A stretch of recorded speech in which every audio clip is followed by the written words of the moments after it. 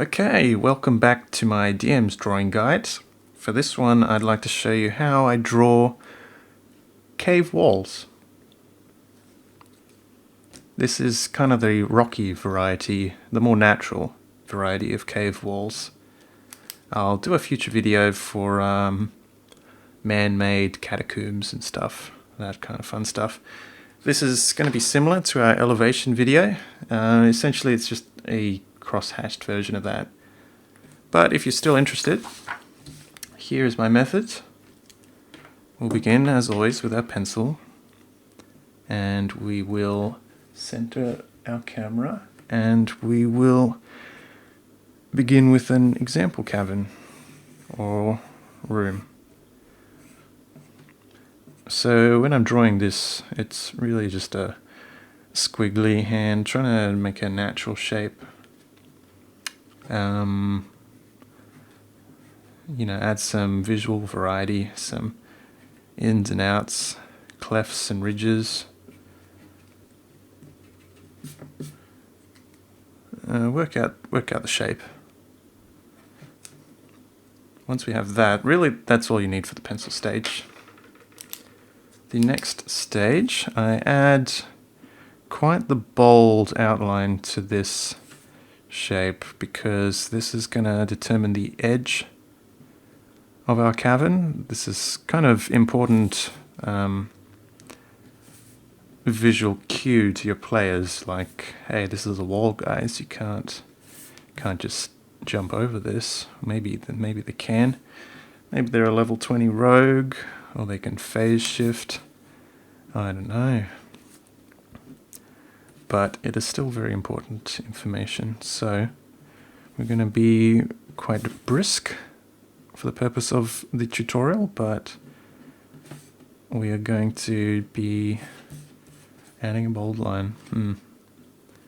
And you can add some more kind of juts and clefts and interesting shapes here.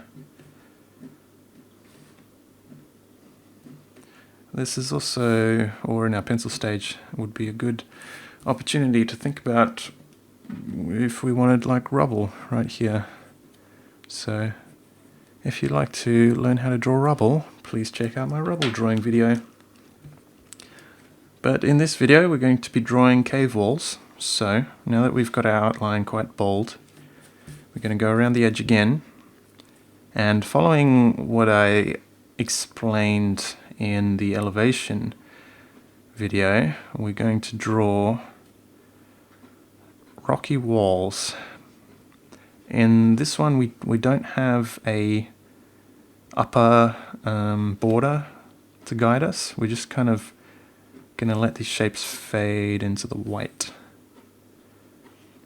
Now the trick here I found recently, this may change in the future, but I find that if you just chuck in some angles, interesting angles, triangle kind of shapes, a rhombus or two, you start, it looks kind of natural. It looks like a tall kind of cave wall, almost like a crevasse or something. But go all the way around. So maybe this is just one style of cave wall I'll do. Maybe I'll do a different one in the future when I figure out how to do more softer cave walls. But this is my current favorite style.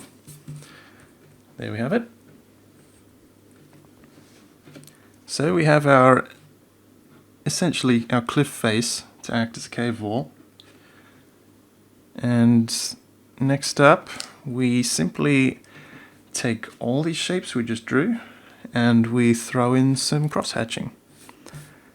So if you imagine each of these triangles / rhomboids as a distinct shape, we're going to just color them in with cross-hatching. And each adjacent one will have a different direction of crosshatch. Again, I suggest you take a little more care than I'm taking here. I'm just trying to keep this video at a reasonable length, so I'm hurrying it along. But yeah, the idea here is just to fill these shapes that we've drawn with our glorious cross-hatching,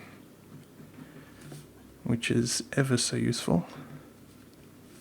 I also just invent new shapes at the edge to give it kind of a fading sensation.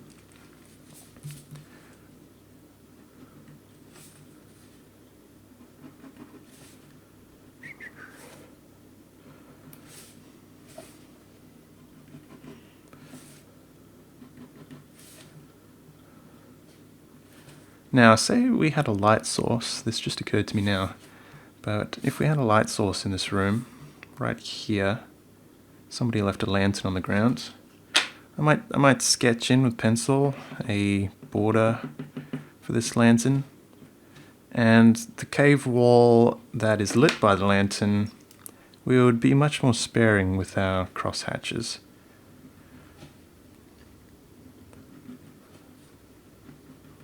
So let's see.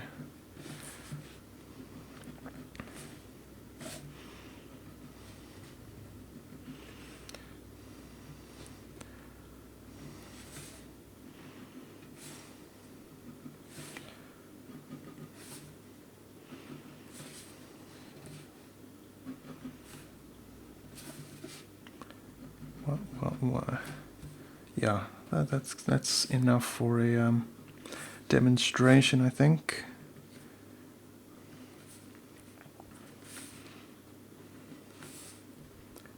Yeah, try not to have a straight line at the top of your cave wall. Definitely use some dashes and hatches to break up that edge.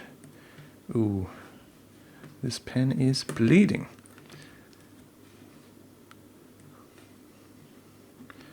But, you know, you can see here how the lantern is lighting this cave wall. It gives more visual variety, which is definitely an important thing when you're drawing a large cavern. So I suggest throwing a couple light sources in. This could be a lantern or a glowing mushroom or any number of things which my imagination cannot come up with right now. So that is how I draw cave walls. One method anyway, and we'll see what I come up with in the future. But if you like this tutorial, please rate this video and subscribe if you'd like to see more. And check out my gallery if you like my maps. This damp mine example is available for $1. And yeah, I'll see you next time.